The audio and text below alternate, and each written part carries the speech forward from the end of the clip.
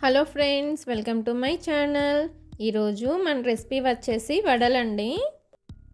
ఈ వడల్ని పప్పులు నానబెట్టకుండా, పిండి రుబ్బకుండా చాలా సింపుల్గా తయారు చేసుకుందాము. ఇక వీడియోలోకి వెళ్ళి వడల్ని ఎలా తయారు చేసుకోవాలో చూసేద్దాము. వడల కోసమని ఒక మిక్సీ జార్లోకి 1 కప్పు వరకు బొంబాయి రవ్వను వేసుకొని వీలైనంత మెత్తగా బొంబాయి రవ్వని గ్రైండ్ చేసుకోండి. తర్వాత ప్యాన్లో 1/3 కప్పు వరకు వాటర్ని వేసుకోవాలి. మనం ఏ కప్పుతో అయితే రవ్వను తీసుకున్నామో అదే కప్పుతో 1/3 కప్పు వరకు వాటర్ని తీసుకోవాలి. సరిపడినంత ఉప్పును వేసుకొని కలుపుకోవాలి. ఇలా కలుపుకున్న తర్వాత వాటర్ని వేడవనివ్వాలి. వాటర్ వేడయ్యాక మిక్సీ వేసుకున్న రవ్వను వేసుకొని కలుపుకోవాలి. రవ్వని దగ్గర పడేంత వరకు కలుపుకోవాలి.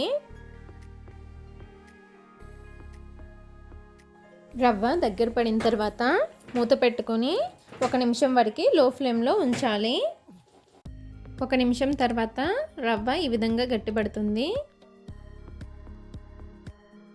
ఇప్పుడు స్టవ్ ఆఫ్ చేసుకోవాలి. రవ్వ గోరువెచ్చగా ఉన్నప్పుడు దానిలో 2 టేబుల్ స్పూన్స్ వరకు ఆయిల్ని వేసుకొని 5 నిమిషాల వరకు బాగా కలుపుకోవాలి. రవ్వని ఎంత బాగా కలుపుకుంటే వడలు అంత బాగా వస్తాయండి.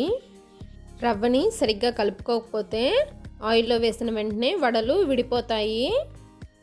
రవ్వని 5 నిమిషాలు బాగా కలుపుకున్న తర్వాత దీనిలో 1 స్పూన్ జీలకర్ర, చిన్నగా కట్ చేసిన 1 ఉల్లిపాయ, చిన్నగా కట్ చేసిన 3 పచ్చిమిరపకాయలు, కొద్దిగా కరివేపాకు, అల్లం తరుగు, 1/2 కప్పు పెరుగును వేసుకొని అన్నీ కలిసేలా బాగా కలుపుకోవాలి. ఇలా కలుపుకున్న తర్వాత చేతులకి కొద్దిగా ఆయిల్ రాసుకొని కొద్దిగా పిండిని తీసుకొని వడ షేప్లో చేసుకోవాలి.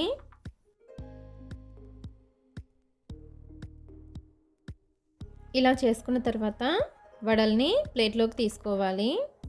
ఇలా చేసుకున్న తర్వాత ఈ ప్లేట్ని పక్కన పెట్టి వీటిని డీప్ ఫ్రై చేయడానికి ఆయిల్ని తీసుకొని ఆయిల్ని బాగా హీట్ అవ్వనివ్వాలండి. ఆయిల్ కాగిన తర్వాత వడల్ని వేసుకొని వెంటనే తిప్పేయకండి. వడల్ని కొంచెం కాలిన తర్వాత 2 వైపులా తిప్పుకుంటూ ఫ్రై చేసుకోండి. మనకి వడలు పర్ఫెక్ట్గా రావాలనుకుంటే రవ్వ చల్లారిన తర్వాత బాగా కలుపుకోవాలండి. ఇంకోటి ఏంటంటే ఆయిల్ కూడా వేడిగా ఉండాలి. ఇంకోటి ఏంటంటే వడల్ని ఆయిల్లో వేసిన తర్వాత వెంటనే తిప్పేయకండి. రవ్వని సరిగ్గా కలపకపోయినా ఆయిల్ అనేది కాగకుండా వేసినా కానీ వడల్ని వెంటనే తిప్పేసినా కానీ వడలు విడిపోతాయండి. ఆయిల్ మొత్తం పాడైపోతుంది. చూసారు కదండి, మంచి కలర్తో వడలు బాగా ఫ్రై అయినాయి. ఇప్పుడు వీటిని ఒక ప్లేట్లోకి తీసేసుకొని సర్వ్ చేసేసుకోవడమేనండి. ఇదే విధంగా మిగిలిన వడలను కూడా వేసేసుకొని సర్వ్ చేసేసుకోండి. ఈ వడలు పల్లీ చట్నీతో కానీ టమాటో చట్నీతో కానీ సర్వ్ చేసుకుంటే చాలా బాగుంటాయండి. చూసారు కదండి వడల రెసిపీని ఎలా తయారు చేసుకోవచ్చు. ఓకే అండి, ఈ వడల రెసిపీ కనుక మీకు నచ్చినట్లయితే నా ఛానల్ని లైక్ చేయండి, షేర్ చేయండి.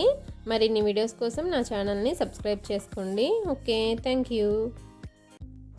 Hello friends, welcome to my channel. ఈరోజు వీడియోలో బాగా పులిసిన దోశ పిండితో పునుగుల్ని ఎలా తయారు చేసుకోవాలో చూద్దామండి. ఈవినింగ్ స్నాక్స్గా పిల్లలకి ఇవ్వండి, చాలా ఇష్టంగా తింటారు. ఇప్పుడు ఈ పునుగుల రెసిపీని ఎలా తయారు చేసుకోవాలో వీడియోలోకి వెళ్ళి చూసేద్దాము. పునుగుల్ని ప్రిపేర్ చేసుకోవడానికి ఒక బౌల్ తీసుకొని దానిలో 1 కప్పు వరకు బాగా పులిసిన దోశ పిండిని వేసుకోవాలి. దీనిలోనే 1 కప్పు వరకు మైదా పిండిని కూడా వేసుకోండి. మీరు మైదా పిండి వద్దనుకుంటే మైదా పిండి ప్లేస్లో గోధుమ పిండిని కూడా వేసుకోవచ్చండి. టేస్ట్ అయితే ఏం మారదు, కాకపోతే కొంచెం కలర్ మారుతుంది. తర్వాత మైదాని దోశ పిండిని బాగా కలుపుకోండి. పిండిని బాగా కలుపుకున్న తర్వాత దీనిలోకి సన్నగా కట్ చేసిన 1 ఉల్లిపాయ, చిన్న ముక్కలుగా కట్ చేసుకున్న 2 పచ్చిమిరపకాయలు, కొంచెం కరివేపాకును వేసుకోండి. అలాగే 1 టీ స్పూన్ అంత జీలకర్ర, మీ రుచికి తగినంత ఉప్పును వేసుకొని ఒకసారి బాగా కలుపుకోండి.